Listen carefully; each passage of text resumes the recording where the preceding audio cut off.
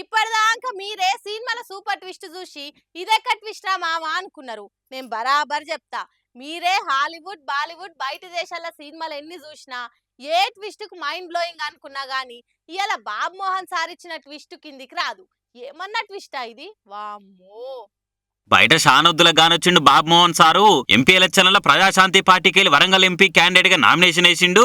ఇంకేంది ప్రచారానికి Paul sir కూడా వచ్చి అశేష అభిమానులను పలకరించి స్పీచ్లు దంచి గాలి మోటార్ పార్టీ క్యాడర్ లో జోరు వెంచి బాబు మోహన్ బంపర్ మెజార్టీతోని ఎంపీగా గెలిపించి పాల మజాక అట్లుంటా నాతోని అని అనిపిస్తారు అనుకుంటే బాబు మోహన్ సార్ చెప్పుకొచ్చిన కొత్త ముచ్చటతోనే అంత ఉత్తదని తేలిపోయింది. బాబు మోహన్ నామినేషన్ వేసింది ప్రజాశాంతి పార్టీ తరపున కాదట, ఇండిపెండెంట్ గా పోటీ చేసిండట.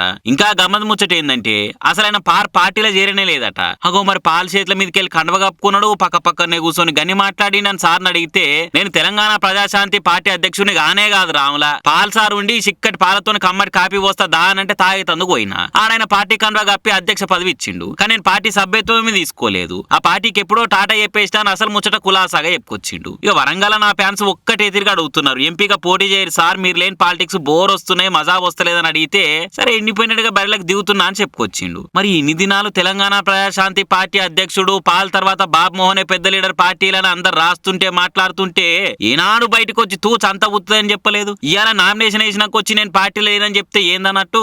మీరు మామూలు లేటు కాదు సార్, ఓ జీవితకాలం లేటు అనుకుంటా కామెంట్లు చేస్తున్నారు బాబు మోహన్ మాటలైన జనాలు. కానీ పాల్ పార్టీలు ఉంటే రికార్డు మెజార్టీతో పక్కా గెలిచేందుకు ఛాన్స్ ఉండేది, పక్క పార్టీలకు గట్టి పోటీ ఇచ్చే సీన్ ఉండేది. కానీ ఇప్పుడు ఇండిపెండెంట్ గా అంటే సారుకు 6 రేంజ్ లో ఓట్లు వచ్చుడు కష్టమే కావచ్చు. మరి ఇయాల రేపు మనుషులు పురాగా డీల పడిపోతురు.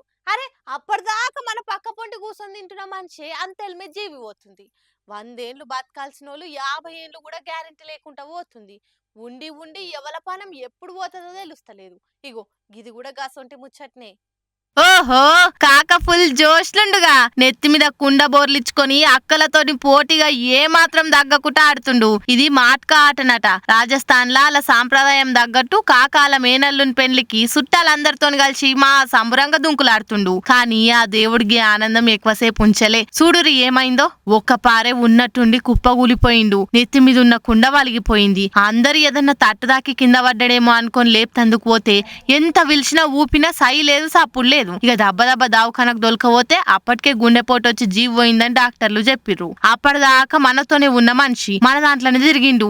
సంబరంగా ఆట ఆడుతుండే. గింతెల్మే కానరాని లోకానికి వాయే అనుకుంటా వచ్చిన చుట్టాలంతా మస్తు శోకం పెట్టుకుర్రు. మన పెళ్లికి వచ్చి ఒక పానం పోయింది అని అటు పిల్లగానికి కూడా నిమ్మలం లేకుండా పోయింది. ఏందో ఏమో ఒక్కో గడియ గట్లుంటది అని అంటారు. గిదేగా వచ్చును, ఎప్పుడేమైతుందో ఎరక లేకుండానే పోతుంది. జర పైలంగుండుర్రి.